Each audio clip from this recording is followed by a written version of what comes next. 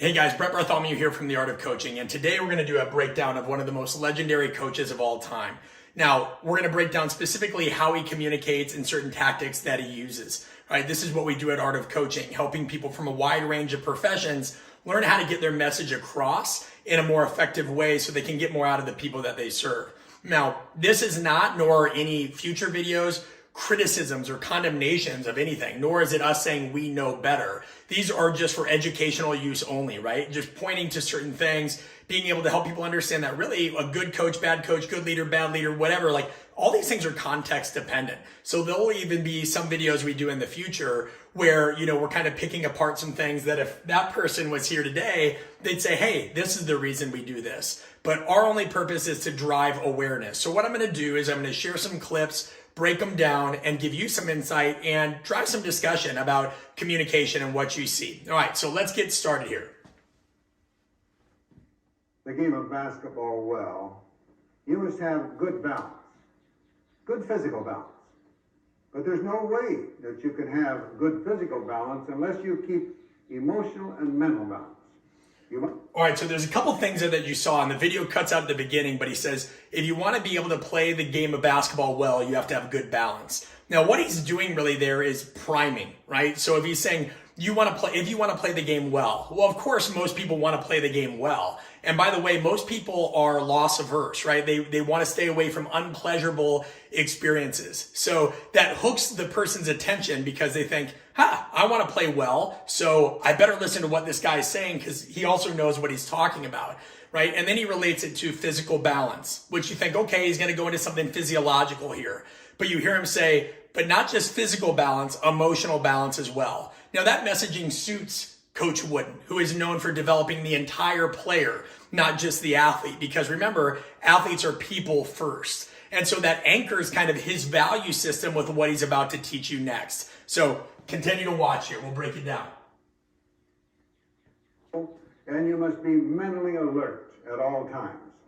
Now, the extremities of the body control the physical balance, but they only do what the brain tells them to do. They receive the messages from the brain, so you have to have that mental balance at all times.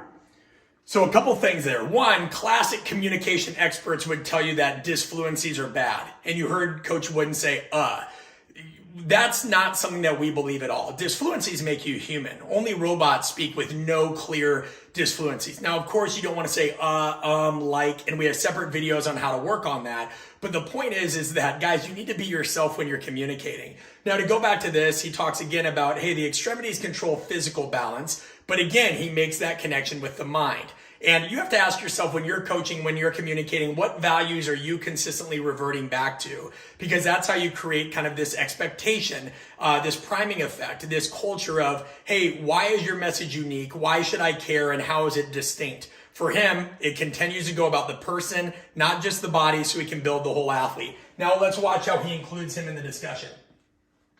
Almost any fundamental, offensive or defensive, the feet, one extremity on which the game is played on your feet must be just wider than the shoulders. Just wider than the shoulders. Should be comfortable. Is that a comfortable position, Andre? Yes, it is, Coach. All right, now move them wide apart.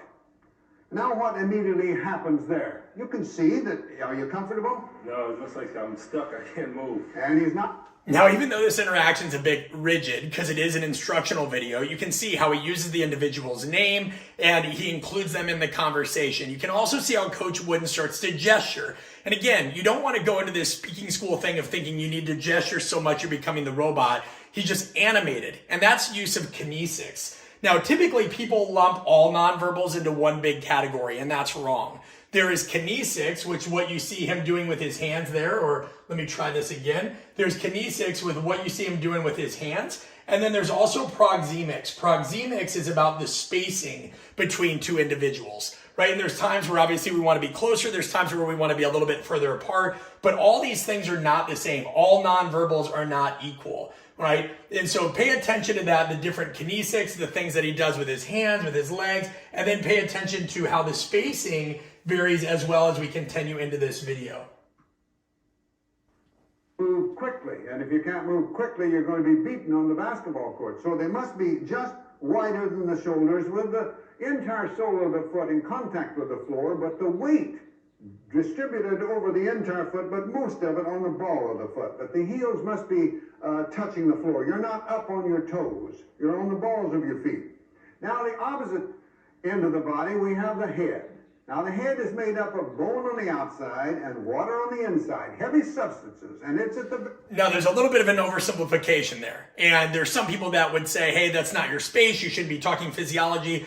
Guys, it's an instructional video, and all he's trying to make is the point that, hey, your center of mass is contingent on a lot of different things. And he's going to give him some instructions on how to do that, right? So we know that the head is made of more than just water on the inside.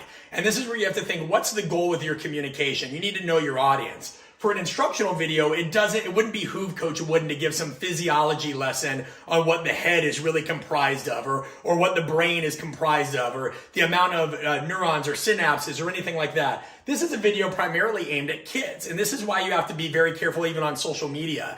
People will use certain terms and phrases and everybody loses it. And they never stop to think, who is the audience? Another thing that he does earlier is, again, he talks about this spacing, and he's like, if your spacing is incorrect of your feet, you're going to get beat. Notice how he once again anchors that with a worst case scenario, because he's got to keep the listener's attention. And what keeps attention?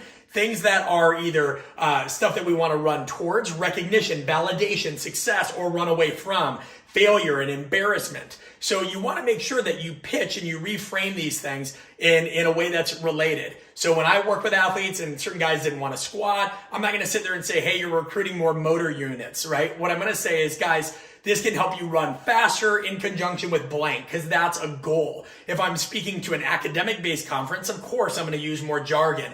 But there's too many people trying to impress too many other people just based out of insecurity, and they overcomplicate things because they don't know who their audience is, and they're also insecure, so they overperform. Let's continue to watch a little bit more here. If you drop your head, drop it a little bit, Andre. So you see more kinesics there as he drops his head? You have to lock to keep from falling. Therefore, the head must be directly above the midpoint between the 2 feet, and the head must be up. The chin should be up.